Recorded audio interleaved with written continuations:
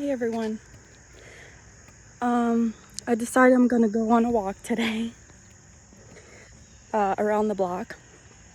So I've been a little bit of a slacker the past few days, just kind of like resting and recuperating. I think today we're gonna take a ride up to the falls and see the waterfall for something to do. Doesn't cost anything, it's free. So I'll probably post some things about that. So yeah, I'm taking a walk. I am using my cane today. So I've been needing to use it more again. And I just stumbled. I find that I do that pretty frequently. So I always have to watch my feet when I walk, or I just stumble over my own feet. I stumble over cracks or things that are just in the way, whatever. So I do that a lot. And so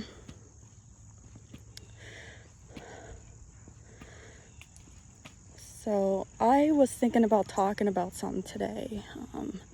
I'm not exactly sure what, but I want to go over my symptoms again, probably do a video redo on that, and share it with you. So within each generation in my family,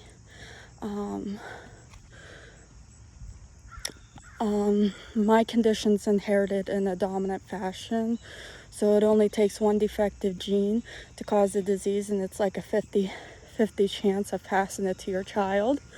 So I was one of the lucky ones to inherit it. So I'm going to just describe it to you and what it's like in this video, just to do it. So for those that are new to following me, so within each generation, a family member has inherited an hereditary disease called ataxia. So it's very rare neurological condition that affects the muscles, the coordination and balance. So with that being said, I was diagnosed this year after suspecting to have it for a number of years.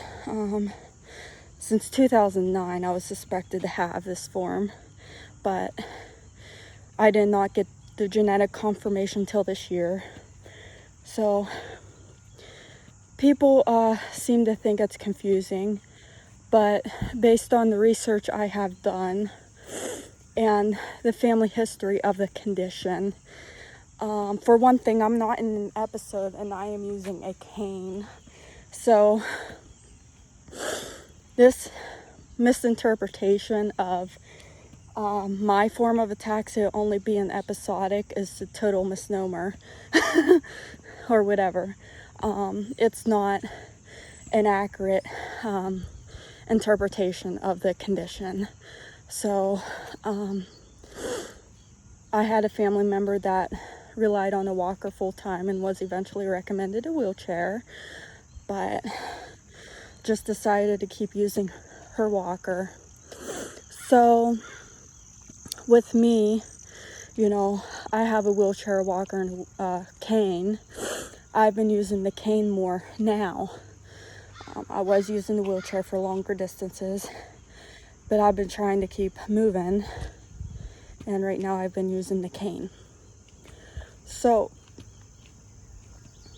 with that being said, I was genetically confirmed to have a CACNA1A genetic mutation, which causes my ataxia, and it's called episodic ataxia type 2. And with type 2,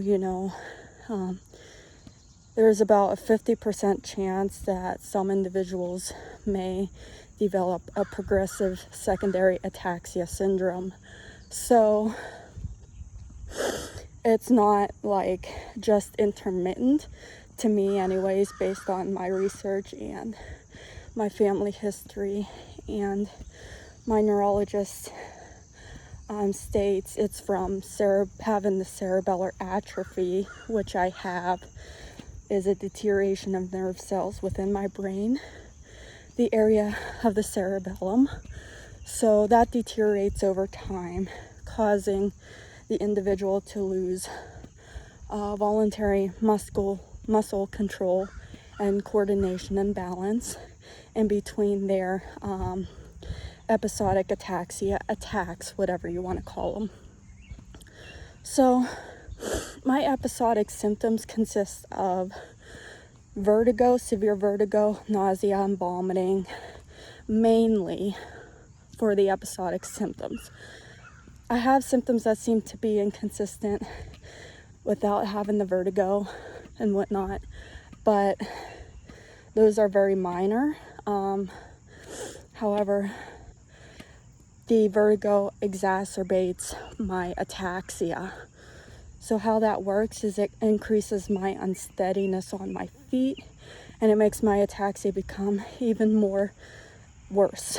So I may be using the cane, but I may need assistance with walking, where I would normally, I use a cane long distances, but I would normally walk around the apartment just fine. So yeah.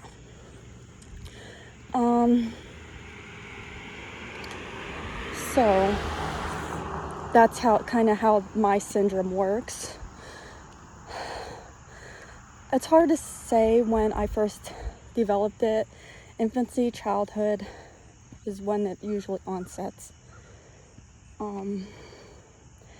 I started with developmental disability, not reaching my milestones on time, which led to an autism spectrum disorder. I took speech and language support in school, and I was in some autistic support. My emotions were getting hard to cope with the condition as well, and I ended up being in the emotional support. So a lot of things play a factor on this condition. It plays a factor on your mental health, on your emotional health, and people with ataxia can have emotional difficulties. So and mood difficulties and psychiatric symptoms. So it's just hard to cope with and stuff. So some people with ataxia can experience cognitive impairments of some sort. Not all types, but my type can. There are some forms of ataxia that doesn't affect cognition, but even though ataxia primarily affects the cerebellum, other parts can be affected of the nervous system, like the spinal cord.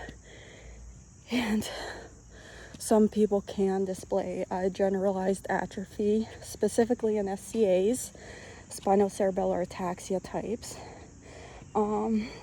Generalized atrophy of the cerebral cortex,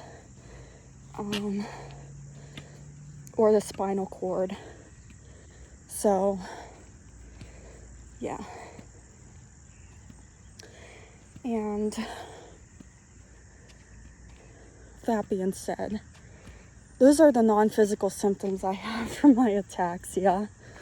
And as I'm walking here, there's some physical symptoms I experience: imbalance, wooziness, coordination difficulties.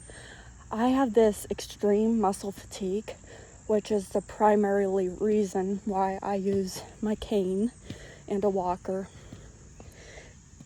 because I have trouble walking long distances without getting extremely fatigued. It also helps with my balance, but yeah, so I have that. So I use it primarily for long distances when I'm feeling really fatigued. On other occasions, if I get lucky, I can do without it long distance. So, but I have to really be feeling good. So, yeah.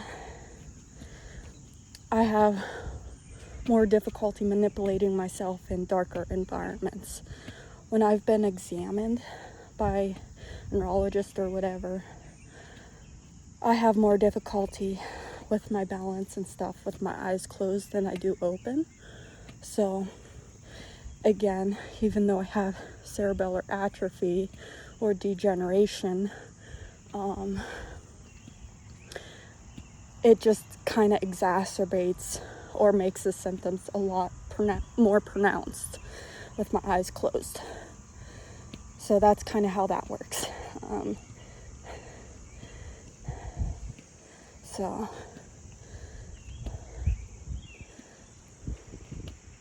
trying to think what else.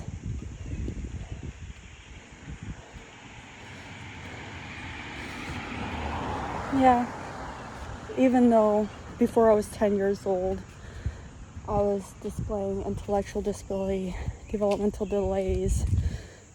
I did not start getting sick until I was 10 years old from the condition. And it was just dizziness, but it just got worse from there.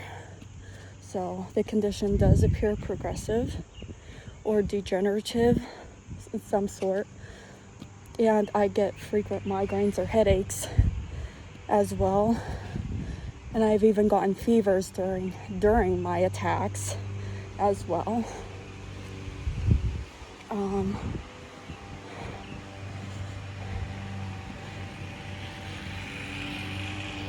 And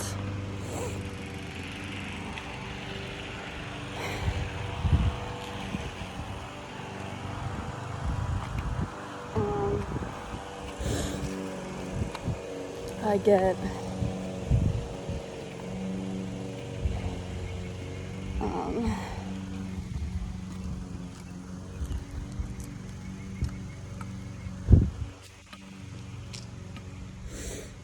I have slow movements, so I do everything at a slower pace. I can't physically keep my body going at a quick pace, so my speed is slow physically and cognitively. So yeah, that's about covers the majority of it. And yeah, so anyways, hope you all have a good day. See you soon. Bye now.